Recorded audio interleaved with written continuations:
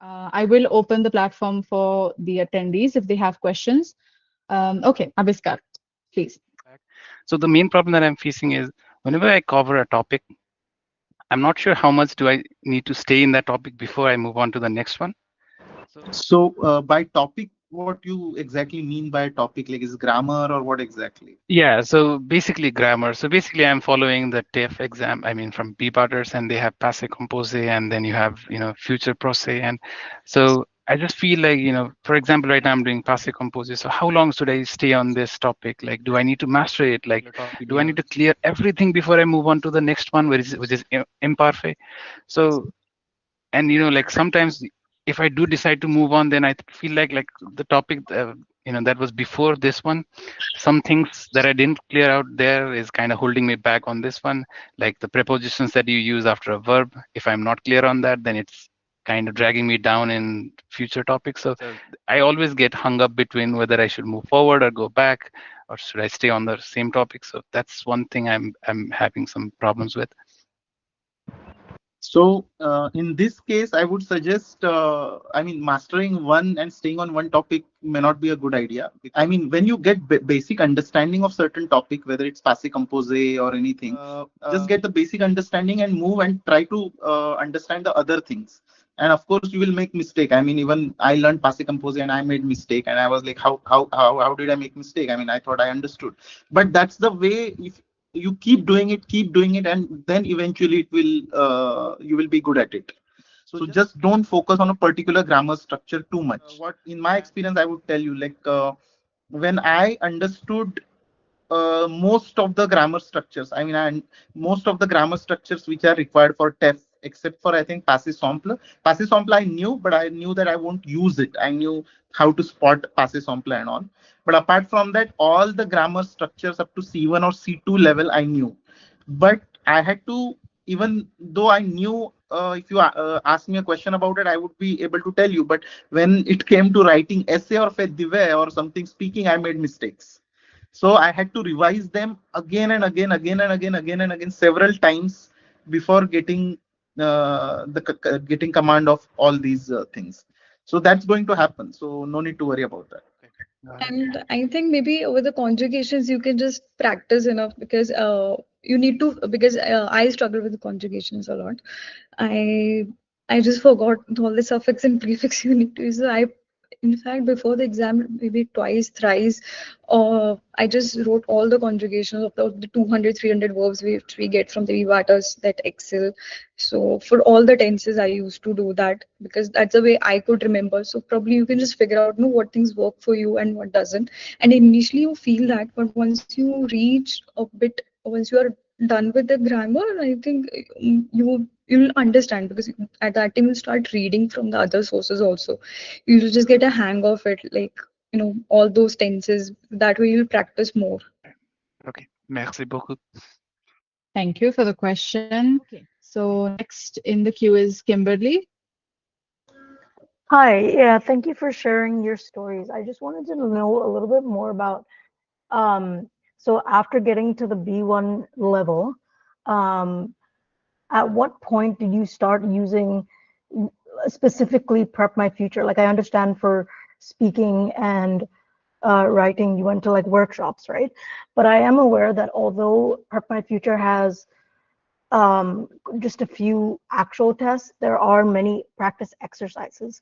So at what point did you start experimenting with the platform? Because based on what you said, based on what you guys said, there is a lot of learning to be done via practice. And so what was your experience with practicing exam specific format materials on Prep My Future before actually doing full exams?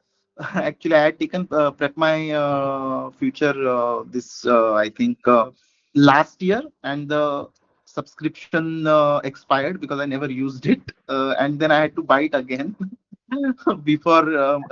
So I bought it again 2 months before the test because I knew that if I buy too much in advance, I'm not going to use it. So two or 3 months before my planned test date, I bought it, and then did a lot of practice tests as like, and using those, I had enough confidence. Yeah, I don't think I took the full length test. I only took with B Batters a full length test. With Prep My Future, I didn't take, but its exercises are very, very helpful, no doubt, because they are up to date with the current pattern and all, and they are timed as well. So a lot of exercises are timed, so you know how much time you need to give and all. So yeah, for me at least, it was the last part of my preparation. But again, it's up to everyone when they, because it has exercises ranging from, I guess, A1 level to easy level to hard level, because it is similar to TEF format. Some of the questions are easy and some of the questions are hard. So you can get it. I guess the subscription is valid for 1 year. You can start with easy level, get yourself acclimatized, get yourself used to the things, and as you go, again, you can take the more difficult tests and all. And I guess there are other platform, if you find Prep My Future is not enough, I guess there is TEF Academy or something. I heard, I never took it, but I heard about it, that if you want to prepare, Yeah, Yes. there's yeah, TEF Academy. Yeah. yeah, so maybe someone can, if you want, you can try that as well. But I think the problem with TEF Academy, I took that. I didn't knew it earlier that they have the old format of the reading and listening. But yeah, if you want to practice, you can do it from there. It's just the format is different. Otherwise, the audios and all, it's pretty much same, and the passages also. All right, thank you so much. Okay. Thank you, Kimberly, for that question. Next in line, we have Jasmine Kaur. Hi. Hi, Gunjan. Hello. And Thank I would you. like to know, you mentioned that you had some checklist while giving the speaking exams. I would like to know what were the checklists for you for speaking and writing specifically. Actually, it's not like checklist that someone gave me, but I knew like maybe the subjunctive and the Mm-hmm. genitive present participle. So all those things I had in mind that I have to use it. This is for the Deliberately. writing. Yeah, Mm-hmm. for the writing. So when I started practicing my writing, I used to do it that same way. So I like for the subjunctive, what I used to do, I used to take like the simple one. Say normal, say important. I never went for the other things because I knew it, I'll not be able to remember that. So even though I made a list of like maybe 20, 30 subjunctive phrases, but I never used them much. So I use the very simple ones which are I'm able to remember, and I always use them in my writing the Mm-hmm. same way. Like I knew it probably this is the way I'm going to introduce the paragraph. I use this particular word only for the firstly and secondly and whatever the way you want to write. And maybe I'll use a subjunctive like in when I'll make a contrasting statement. So like it depends, like how you want to use it. So I just practice that way, and I think because I practice almost around 50, so by the time my exam was there, I was pretty much confident that I can write on any topic. So I had the structure in my mind. Mm-hmm. And for the speaking also, I did the same thing. Like I knew like how I'm going to ask my questions. Like in a way, probably 3, 4 would be in versions this way, and maybe just few with the S curve, and the rest would be like something. I'll just give the background statement that way. And subjunctive I use in section B, you have a lot more, what do you say, range. That way you can use a lot more things because in the section A of speaking, you just need to ask questions. You cannot say a lot more things. But in the section B, you have, I think the time is more. You need to speak for almost 10 minutes. So there you can use a lot of things, and you can use the phrases, or you can use the idioms if you are good with that. Suppose if it is related to some voluntary work, if some travel. So I had all the counter statements in mind. Okay, if this person is going to say this, I like 3, 4, 5 statements that I can definitely use. And for the beginning and the end also, I knew like if this person is going to get convinced, what I'll say, and if not going to get convinced, what I'll say. Mm-hmm. So I had practiced that way only. I used to write it and then practice myself and with a tutor also that way. Okay, so in second section, what all grammar topics did you deliberately use? Were you saying that there is a more chance of using various grammar topics? Mainly subjunctive in Hmm. speaking, and but in the writing I use gerundive a lot as in because I was comfortable using that. Yeah, yeah. I knew it like, where, because in section A of writing, you can actually do that. In Mm-hmm. fact, in the B also, section A, because you need to explain some events in writing. So you can use, ki probably, this was happening and while this was happened. So there you have a chance to use it. And for section B also, you can explain something, this thing led to this, and there you can use it. So, but I think you should use all this when you're practicing, and you should be like comfortable enough to use it. Probably if, just write like 20, 30 with that, and then okay, I can use the same thing in exam. Mm-hmm. Because initially I was struggling with the timeline of my writing, so I was not able to write in that particular time frame. But I think by the time I practiced enough, I finished the exam section is like 16 or maybe 16, 17 minutes. And you have 25 minutes for that. So after revising. Mm-hmm. So I think speaking killing mainly subjunctive, and also not such grammar phrases, but maybe just type of questions. Like you cannot ask simple questions. So that Mm-hmm. way, yeah, I as mentioned like checklist. Like Yeah, yeah. wanted this, Mm-hmm. even then. Yeah. Yeah. Just wanted to understand the strategy part. Okay. So thank you. Thanks for answering. And my question to you, Shashank, is that you scored really well in listening. My fear is also listening, which is why I haven't given the exam yet. So, I mean, how can I improve the listening part? Like, I'm not able to focus more. That's the biggest challenge with me.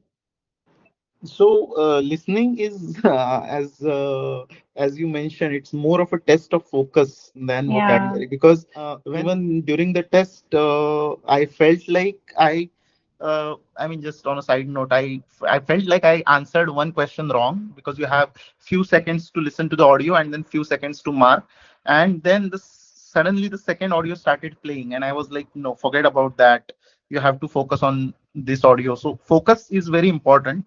So in the beginning, it's going to happen. Try to get the crux of what they are saying rather than focusing on the small vocabulary and all. That's with Mhm. every language we learn. Mhm. So what I used to do is, like, whenever I'm listening to any audio, I would be like, okay, what they are saying, what the conversation is about. Because in TEF also, many times the question is, they are going to play 5-second audio, and they will ask you what the conversation is about. So they don't care if you understand every single word or not, but there are certain, you need to understand the tone of the conversation and maybe important words and all. So start from the bigger picture, and then as you practice more and more, you will start understanding this every word as well. Maybe Mhm. not every word, but at least 90% of the words. Like, okay, he said this, he said that, or suppose there is a word which you never heard, then you will understand, okay, this is something I don't know, or something like that. But always start with a bigger picture, and it will become much easier to understand the audios. Aparna? Did you manage the accents? I'm still struggling to get the accents right in the words, and even sometimes fundamental words which are probably A0, not even A1 level. I'm now getting the accents wrong. So how did you get those right? Yeah. For them, I don't remember particularly. This is the way just I remembered the spellings and all. That's as far. I mean, there are some subtle differences in the accent grave and accent AQ and other accents, speaking wise. And if you remember them, it will be easier for you to write as well. If you learn the pronunciation of those words, and if you still having issues, then probably only practice can fix it. I mean, because certain things are going to take time and practice, and there is no substitute. But Yeah, certainly. I agree. Most of the times, as he said, you can try and understand what change in pronunciation each accent makes to the word. Like you mentioned yourself, the short, the long. So if you want, you can try and create some patterns for yourself that you are comfortable with instead of someone telling you to memorize. So that you can Okay. try. Okay, yeah, Manpreet. First of all, thank you, Suha ma'am, for this webinar, and congratulations both of you. Uh, Actually, I have one question, like how to improve 4 modules side by side. Like, I think that depends on at what level you are in your preparation. Like if you've just started, you cannot do all the things together, like writing or the speaking, especially the writing. But like if you have just gone through the grammar, probably like if you're done with that, and then the writing, there are workshops by the VBATAs as I mentioned, so you can just go with that. Otherwise, there are also free, there are websites where you can just read, like, what type of writing you need to do, or, what exactly the type of question which comes in the exam, like for both the sections. So you can just go through that. You can read multiple sources, and then you can start practicing once you get an idea. Okay, but explicitly reading also will not help you. You need to start it somewhere. You need to just write it down, and whether if you are able to understand what they are asking the question, because especially the section A, which is fairly where it's very common that you engage in storytelling, and just keep on writing the stuff which is not important for the exam, or probably which is not required for that particular thing. So I think one you should get hang of what exactly is required in the writing for both the sections. You can read, there are multiple websites, you can read the free sources, you can do the workshops. The workshops will definitely help you in understanding that. But then you can start your preparation, you can start writing and get it corrected if there's someone, if there's a tutor or otherwise. So that way, and because writing takes time. Firstly, the time management. I think that's the struggle you have in writing. Foremost thing, at least what I experienced or what I went through, that writing in particular time, and then also some time for the revision. So it would take time probably. That depends, like how many number of writing tests that you have to give before reaching a level B2 plus. So it depends on person to person, but I think 2030 is something. When you write, you just you get the time management skill, and you also get to know what kind of a writing you need to do for the exam. thank you. I will just quickly let's address the question from our YouTube live stream. Does the TEF exam stress or focus on any French speaking accent part, especially the sound of the letter R or R? Do they focus more on that? Is it a critical point? What's the how much importance should you give to the accuracy of pronunciation, for example, of French sounds? I mean, as much as we can, but I don't think pronouncing the air R sound is that. I don't think it is that going to be like a make or break, because I'm pretty sure most of the non-native speaker who are taking TEF and all the exams are going to have a hard time and not going to master that accent till the exam comes. And I could never master that accent. I could go close, but of course that's going to happen. So, And I think that you also, when you listen to the other accents, French, like suppose the Quebecois accent, or probably the from the African nations, if it is someone here, like especially on the radios, you hear that. So there also you can notice that R is never like proper French accent. They also pronounce more like R, like in English, not like proper R. Absolutely. I mean, the standard French that we have in pedagogy is very different than the French that's actually spoken all over the world. As for the second question, since you both have taken gaps in between, at what point did you think that you are ready to appear for the exam? So I think Gunjan, you had a bit of a gap, right? Yes, I had a lot of gaps. So, story. The thing is, when I started preparation, as I said, I left it after a month. I thought probably at that time the draws were happening and my score was pretty good. So I thought probably I do not need French, and I just stopped studying. Almost after 4 5 months, I started preparing again.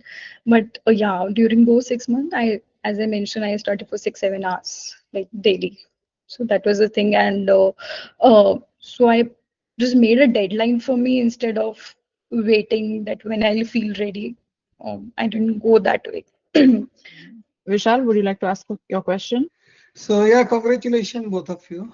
First of all, so my question is, there are so many study resources, and when we have a limited time, So what do you suggest? Like we should stick like 3 website or something, instead of going through so many things and we never reach our exam goal. So anything you suggest? I think for the grammar, probably you do not need anything. I think the BPATA's course is very comprehensive. I did that. I didn't go for any other resource for that. But there are also other books that they suggest, like French sentence builder. You can do French verbs in practice. You can do that book. I think that you also practice once you are doing the done with the course. There you have few assignments from those books also. For your listening or the writing or the speaking thing, then that you have to figure out like what type of listening do you want to like indulge in. Like what I did was like for Quebec was accent, I used to listen to Radio Canada Info on YouTube, and they have all the daily political news or just travel stuff like this. For the accent from like African nations, because that's also you get in the exam. For that, I used to listen to a podcast on RFE. There you have the people from the host basically welcome the people from the other states from the Africa. There you will listen to the African accent, which is like Vimilia the Waza. There is a podcast naming that I can just mention in the chat. So that way you can just get to listen to all these podcasts, and then the simple one is like inner French is there. Once you are started just listening, then you can do inner French, and after that you can move to these podcasts. So initially you completed all your grammar and everything, and then you started listening, or how do you like, Yeah, I finished all the grammar and then I started listening. That depends like what approach do you. I felt my approach was completely not correct. Maybe once I get through the basic grammar, then I could have started listening. Like as I mentioned, the inner French or the easy French videos on the YouTube. I didn't do that. Uh, that was due to my personal circumstance, or probably you can say my approach was not correct. But I didn't do it, neither speaking, neither listening. And that's why once I started preparing for the exam, because at that time I was done with all the grammar part, and still I was not able to say even two sentences in French, with the without the help of any translator, or even I couldn't understand the basic podcast without reading the transcript. And because earlier in your preparation, if you start doing speaking, writing, or speaking, listening, you'll not be able to comprehend everything, and that's just like more disappointing, I feel. Okay, so I'll take the one from Shanmuga. You had raised your hand. This is something how the time management has to be done. Basically, you have to book the test or well in advance, like 8 months ahead, then work backward. Or I couldn't work with the schedule. How to manage the schedule? If someone in the same profile has cleared the exam, please share your approach. Yeah, we kind of talked about it earlier, but don't book your test well in advance. Like unless like you should book your test when you feel where you're well prepared. Maybe like 1 month or 1.5 month before you plan to take a test, take the test. You should book that. Not too much in advance. Only when you totally feel ready to take the test. Okay, so just to add some point, if you can add some point that what point in time I can go feel that I'm ready for the test. One simple criteria is like generally take the mock test. Like B batters also have mock test, and if you are getting close to B2 level, it means probably you are ready to take the test. If you're probably you might still need 1 month to brush up all the things and be confident and all. But if you're getting anything below B2, then probably you should prepare more. Okay, I think that's helpful. Thanks for so much. And the last question from YouTube, module wise, what is the order of preparation for TEF? By modules, we mean the reading, listening, speaking, writing. What was the order for you? So if I go first, actually, what I did, there is a platform called as Quizik. I don't know if anyone heard. Quizzic, I think it's for Spanish, French, and all. And I used it for mainly for translations. So it gives you English sentences. There are A1 to C2 level, A1 to C1 level sentences, and you can translate those sentences in French, and they have this AI or whatever, they judge how well you translated and all. So I did almost 500 translation exercises before I understood that okay, my level is good and all. So that was my first starting point, along with grammar and all. And speaking, and of course, I did with B batters as well. But for speaking, I used AI as well, which I'm pretty sure like AI is there are language learning AIs are available, and I think it's like 1,500 rupees per month or something. But AI is good for earlier stage when you're slow and all, but it can't substitute, at least at this level, human tutor. So that's if someone is trying. If you ask me the sequence, speaking and listening, I did at the end, and the other two I did in the beginning. I would like to carry that question over to Gunjan. I started with reading and listening because I think reading sort of formed the base for me for the writing and so for the listening for the speaking basically. So reading, I read few short story books. Those are available on Amazon. I think you can go for that. And then for the different level also, the A1, A2, and the B1 level. So, and for the listening, yes, there are multiple videos on the YouTube. You can listen to whatever you want to in the French, as long as it's like it interests you, and it's also sort of passive learning for you. And, yeah, then I moved to writing and speaking. So those are the two sections I started a bit after the reading and the listening one. All right. So thank you so much, Shashank, and thank you, Gunjan.